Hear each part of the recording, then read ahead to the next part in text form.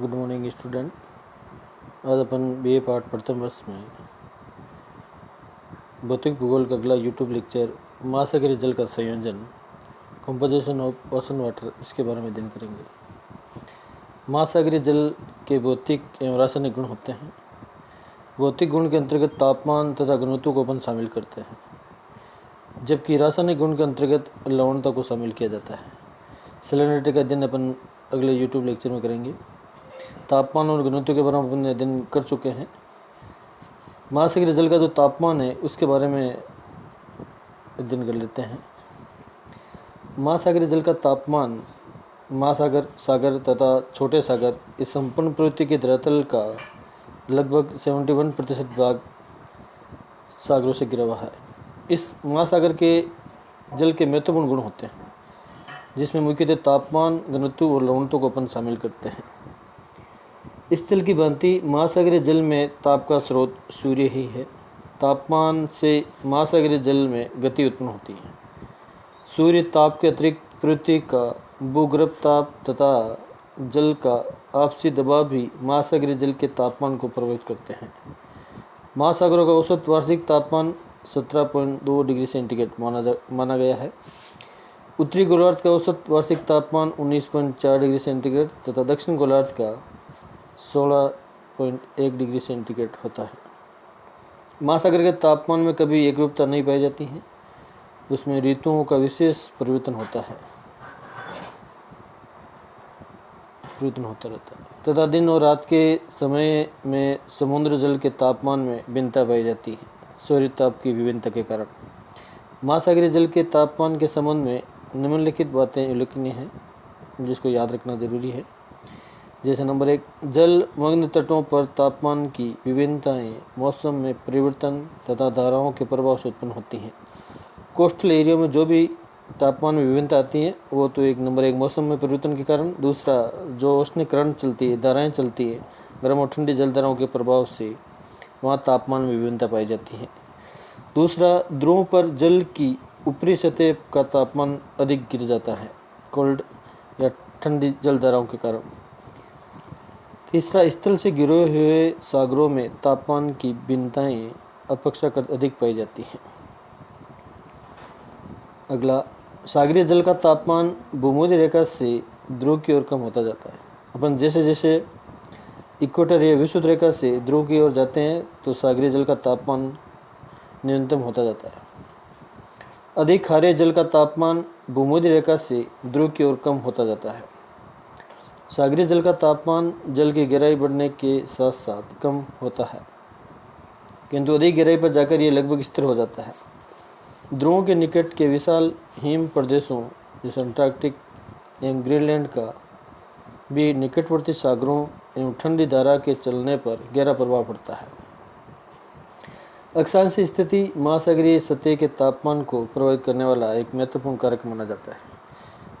जैसे जैसे अपन इक्वेटर से पोल्स की तरफ चलते हैं तो अक्षांशों के आधार पर महासागरीय सतह के तापमान में विभिन्नता स्पष्ट रूप से देखी जा सकती है।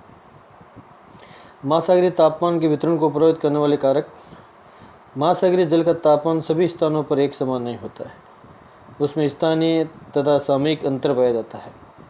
खुले समुद्रों में स्थल से घिरे समुद्रों की अपेक्षा तापमान में भिन्नता मिलती है।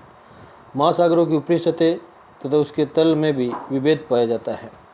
खुले महासागरों की अपेक्षाकृत बंद सागरों का तापमान अधिक पाया जाता है। महासागरीय जल का तापमान अक्षांशों, प्रचलित हवाओं, धाराओं, लवणता, गहराई, समीपवर्ती स्थलखंड आदि अनेक बातों से प्रभावित होता है, जिसमें नंबर 1 है सूर्य की किरणों का कोण। पृथ्वी की सतह चौरस नहीं है, अपितु गोल है, लद्वांश है।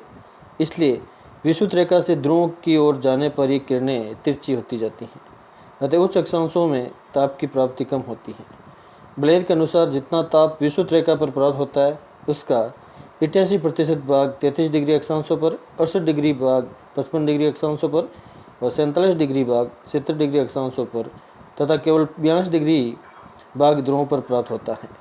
विषुवत रेखा से ध्रुव की ओर प्रत्येक अक्षांश पर औसत रूप से तापमान लगभग 0.5 डिग्री सेंटीग्रेड तापमान की कमी होती है। सिमड़ के अनुसार आकाश स्वच्छ होने पर समुद्र की सतह से ताप का प्रवर्तन किरणों के कोण के अनुसार होता है। यदि किरणों का कोण सतह पर कम है तो प्रवर्तन अधिक होगा। विषुवत रेखा पर वर्ष पर सूर्य की सीधी किरणें पड़ने के कारण प्रवर्तन कम तथा विकिरण अधिक होता है, इसलिए निम्न अक्षांशों में उच्च तापमान पाए जाते हैं। दूसरा, दिन की अवधि। पृथ्वी के अक्ष का झुकाव भी ताप की प्राप्ति को प्रभावित करता है। इससे विभिन्न अक्षांशों पर दिन की अवधि में अंतर होता है। जिस समय विषुवत रेखा पर 12 घंटे का दिन होता है तो 61 डिग्री अक्षांशों पर 24 घंटे का दिन होता है। दिन की अवधि बढ़ने से उच्च अक्षांशों में ताप की प्राप्ति अपेक्षाकृत अधिक होती है। जल और स्थल का वितरण। जल का विशिष्ट ताप स्थल की अपेक्षा 5 गुना अधिक होता है। जल की विशिष्ट ऊष्मा अधिक होने के कारण प्रति घन फुट जल का आयतन 1 डिग्री फ़ारेनहाइट बढ़ने के लिए जितनी शक्ति की आवश्यकता होती है उससे 300 घन फुट वायु का तापमान 1 फ़ारेनहाइट बढ़ सकता है। भूगर्भिक ताप। सागरीय तलीय में कुछ भूगर्भिक ताप की प्राप्ति होती है, किंतु ये ताप सूर्य ताप के 1000वें भाग से भी कम होता है। इसका यही परिणाम भी ज्ञात नहीं किया जा सकता है। गतिज ऊर्जा। गतिज ऊर्जा से भी ताप उत्पन्न होता है। ये ताप सतह पर चलने वाली तरंगों के प्रतिबल और जमहरी धाराओं के सक्रिय होने से उत्पन्न होता है, परंतु इसकी मात्रा बहुत कम होती है तथा इसकी उत्पत्ति केवल स्थानीय रूप में होती है। समुद्री धाराएं। Oceanic current. सागरीय तापमान धाराओं के गुण एवं वितरण से भी प्रभावित होता है। पृथ्वी की परिभ्रमण तथा समुद्री जल के भिन्न गुणों के कारण धाराएं प्रभावित होती हैं। ठंडी एवं गर्म धाराओं का तापमान पर निश्चित प्रभाव पड़ता है। अमेरिका के पूर्वी तट पर लेब्राडोर की ठंडी जलधारा के कारण 50 से 60 डिग्री अक्षांशों के मध्य 0 डिग्री सेंटीग्रेड तापमान रहता है, जबकि इन्हीं अक्षांशों में यूरोप के पश्चिम तट पर गर्म अटलांटिक धारा के कारण 9 से 18 डिग्री सेंटीग्रेड तापमान रहता है। पवनों की दिशा। महासागरीय तल पर वायु अपने वेग एवं दिशा से जल को फैला देती है। इस प्रकार महासागरीय या सागरीय जल के तापमान में परिवर्तन हो जाता है। प्रचलित पवने। सैनमार्गी पवने प्रिवेलेंट विंड्स विषुवत रेखीय क्षेत्र के सागरीय जल को, जो अपेक्षाकृत गर्म होता है, अपने प्रभाव से आगे के भागों में प्रभावित करती हैं। इस प्रकार उष्ण ताप वाला जल इन हवाओं के कारण उत्तर और दक्षिण की ओर धाराओं के रूप में प्रभावित होकर ताप को प्रभावित करता है। ऋतु परिवर्तन का प्रभाव। यद्यपि ऋतुओं के परिवर्तन का प्रभाव महासागरों पर कम पड़ता है, परंतु अध्ययन की दृष्टि से अध्ययन से ज्ञात स्रोतों से ये जानकारी प्राप्त हुई कि 20 से 30 डिग्री अक्षांशों के मध्य ताप परिसर 1.2 सेंटीग्रेड रहता है।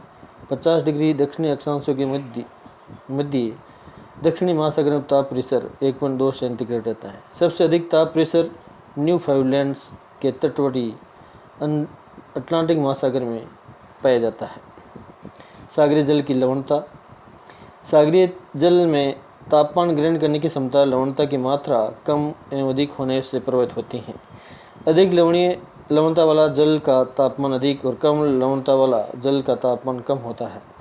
कर्क रेखा के निकट पाए जाने वाले स्थल भागों से गिरे सागरों का जल अधिक खारा होने से तापमान अधिक पाया जाता है। विश्व में सागरीय जल का उच्चतम तापमान कर्क रेखा के निम्न स्थलीय भागों से गिरी फारस की खाड़ी में 35.7 डिग्री सेंटीग्रेड तापमान पाया जाता है। इस प्रकार से ये तापमान को प्रभावित करने वाले प्रमुख कारक थे जिसका आज अपन ने अध्ययन किया था। अपन बता सकते हैं कि महासागरीय जल के तापमान को प्रभावित करने वाले प्रमुख कारकों में निम्न कारक थे जिसका अपन ने विस्तृत रूप से अध्ययन किया है।